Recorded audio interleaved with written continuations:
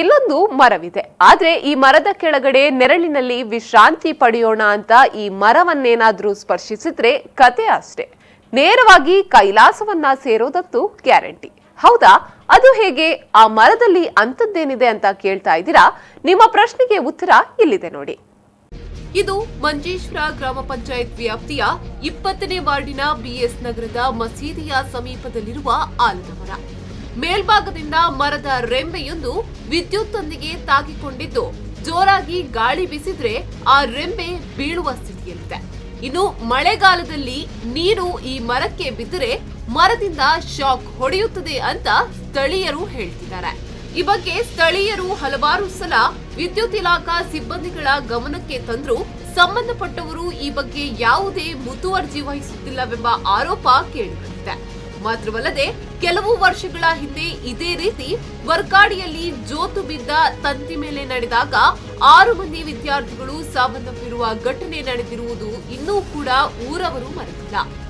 ಸುಮಾರು 200ಕ್ಕಿಂತಲೂ ಮಿಕ್ಕ ಕುಟುಂಬಗಳು ಪ್ರತಿದಿನ ಇದೇ ದಾರಿಯಾಗಿ ಸಾಗುತ್ತಿದ್ದಾರೆ. ಬೆಳಗಿನ ಸಮಯದಲ್ಲಿ ವಿದ್ಯಾರ್ಥಿಗಳು, ಕಾರ್ಮಿಕರು ಸೇರಿದಂತೆ ನೂರಾರು ಮಂದಿ ಈ ದಾರಿಯಾಗಿ ಸಾಗುತ್ತಿರುವಾಗ ವಿದ್ಯುತ್ ತಂತಿಯ ಮೇಲೆ ಆಲದ ರೆಂಬೆ ಯಾವಾಗ ಮುರಿದು ಬೀಳುತ್ತದೋ ಎಂಬುದನ್ನ ಹೇಳಲು ಅಸಾಧ್ಯ. ಈ ನಿಟ್ಟಿನಲ್ಲಿ ದುರಂತ ಸಂಭವಿಸುವುದಕ್ಕಿಂತ ಮೊದಲು ಸಂಬಂಧಪಟ್ಟವರು ಇತ್ತ ಕಡೆ ಗಮನ ಹರಿಸುವಂತೆ ಸ್ಥಳೀಯರು ಆಗ್ರಹಿಸಿದ್ದಾರೆ.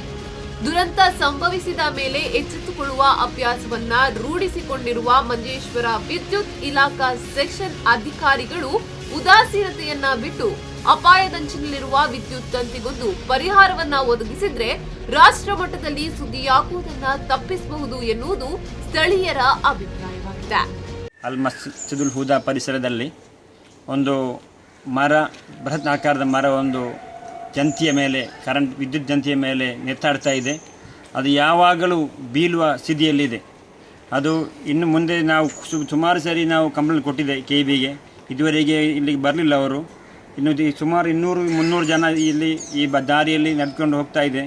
ಭಾರಿ ಅಪಾಯ ಒಂದು ಆಹ್ವಾನಿಸ್ತಾ ಒಂದು ಸ್ಥಿತಿಯಲ್ಲಿ, ಶೋಚನೀಯ ಸ್ಥಿತಿಯ ಒಂದು ಅವಸ್ಥೆಯಲ್ಲಿ ಈ ಮರ ಇದೆ. ಇನ್ನು ಮೊದಲು ಇದೇ ರೀತಿ ವರ್ಕಾಡಿಯಲ್ಲಿ 6 ಮಂದಿ ಜನರು ಸತ್ತು ಹೋಗಿದ್ದಾರೆ.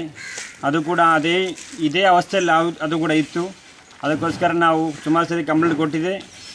ಮಳೆ ಬಂದರೆ ನೀರು ಕೂಡ ಇದು ಮರದಲ್ಲಿ ಇದಾಗಿ ಶಾಕ್ ಇದಾಗುವ ಸ್ಥಿತಿಯಲ್ಲಿದೆ.